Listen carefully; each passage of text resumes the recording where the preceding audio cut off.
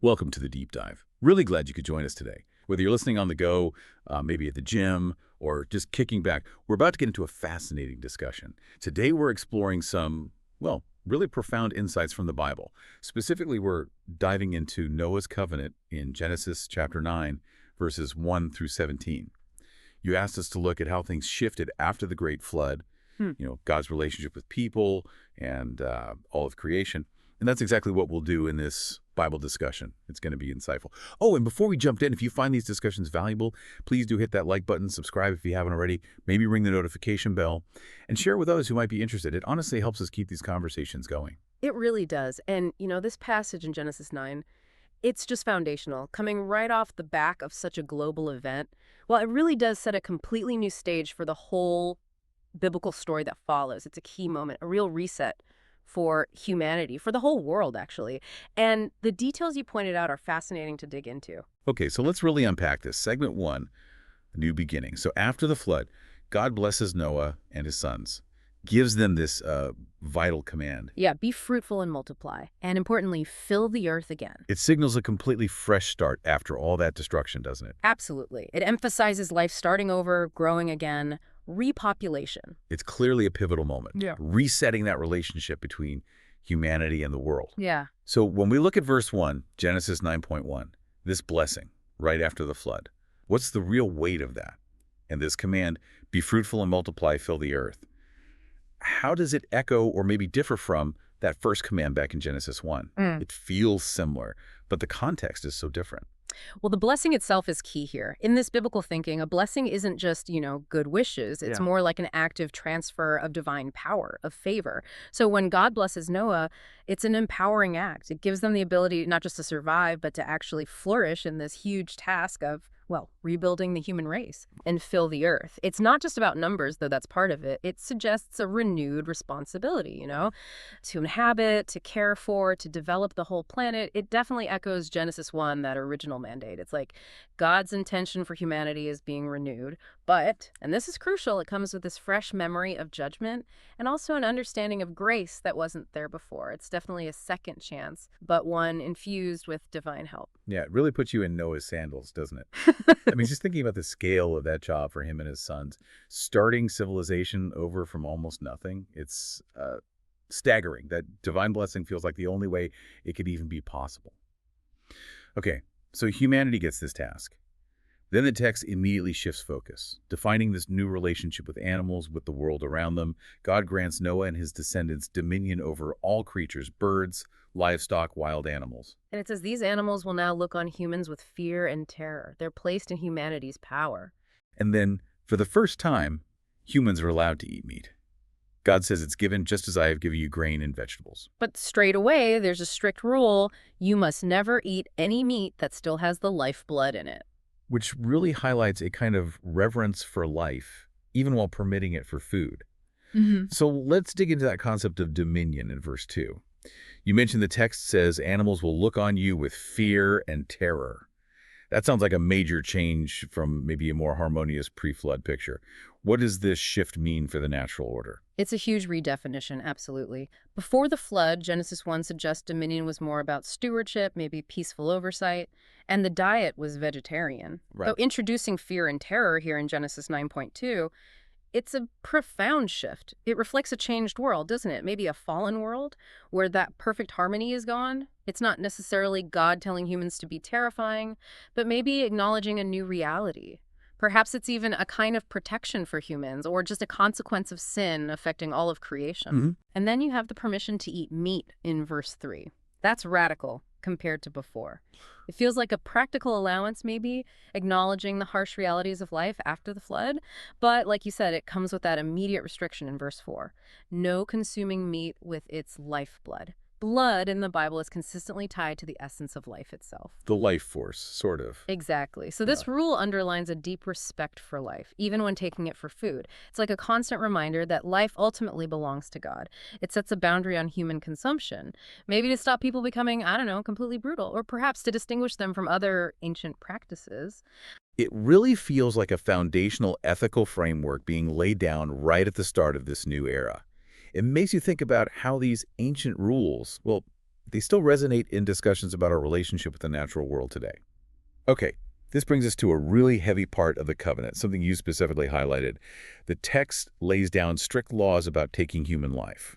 God says he will require the blood of anyone who takes another person's life. And that even applies to wild animals. Right. And then the core principle, quote, anyone who murders a fellow human must die, with justice carried out by human hands. And the reason given is incredibly profound.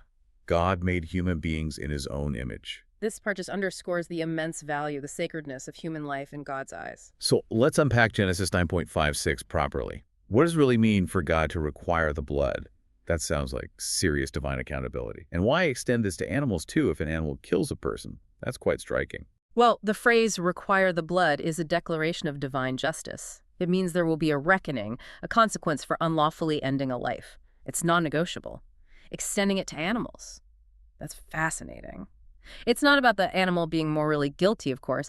Animals don't operate on human morality. Right, that makes sense. Rather, it dramatically emphasizes just how incredibly valuable human life is. It signifies that anything human or animal that violates the sanctity of a human being made in God's image faces a consequence.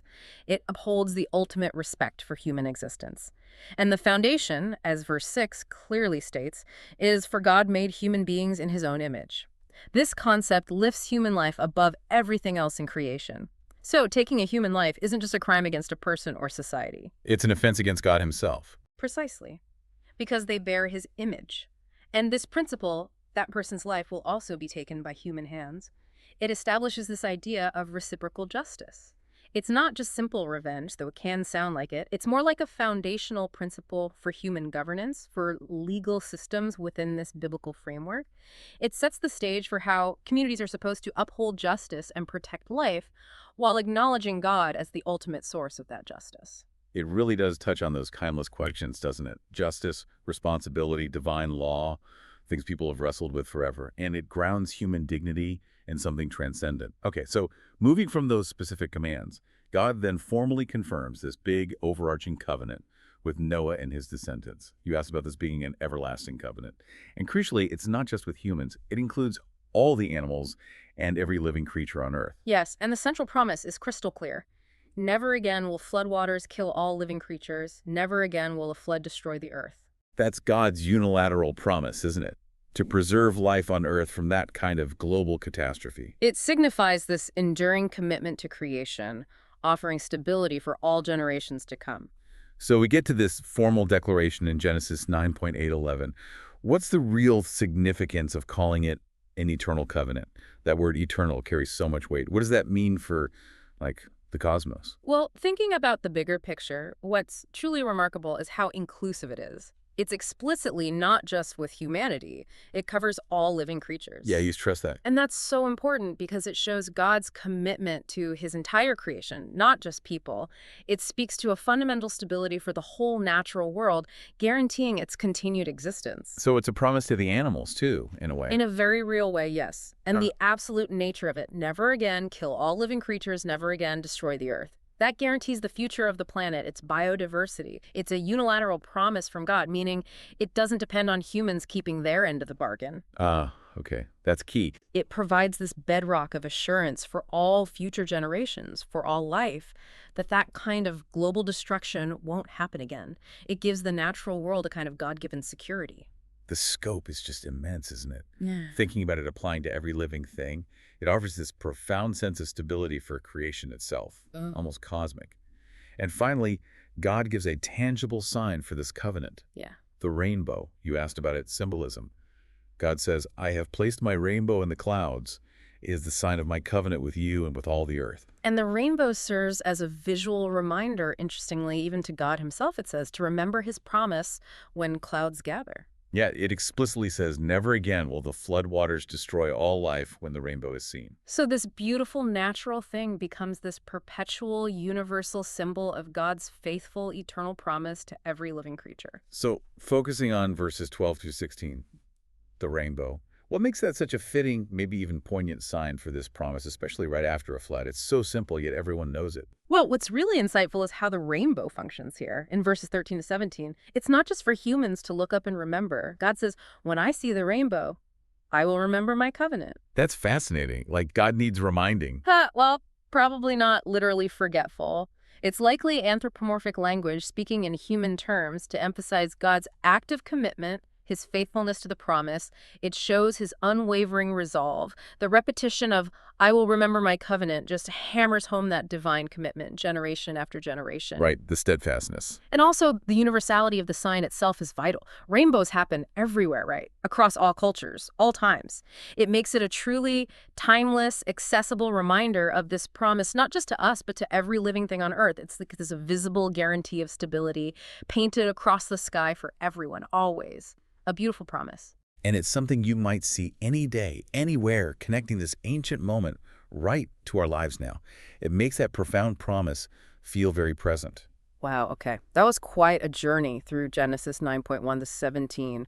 We've really unpacked a lot, that fresh start after the judgment. The whole new relationship with animals and food. Right, and the incredible value placed on human life because we're made in God's image. And the huge scope of that covenant, including all creation. And ending with that amazing, enduring sign of the rainbow. Absolutely.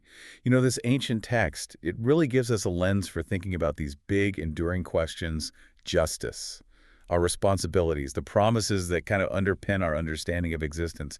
It invites you really to consider how these foundational texts still speak to us today, offering deep insights into these core biblical ideas. Yeah, definitely food for thought. Well, thank you so much for joining us for this Bible discussion here on The Deep Dive. We really hope you found it as valuable as we did. And if you did, please, it really helps us out. Hit that like button, subscribe to the channel for more discussions like this one, and maybe click the notification bell so you don't miss future episodes. We also genuinely love reading your comments, so please share your thoughts on today's discussion below. And hey, if you know someone who'd appreciate this kind of exploration, feel free to share it with them too. Your engagement is what keeps us going. So as you go about your day, here's something to ponder. What does that ancient promise, symbolized by the rainbow, mean for your understanding of stability and hope in the world today?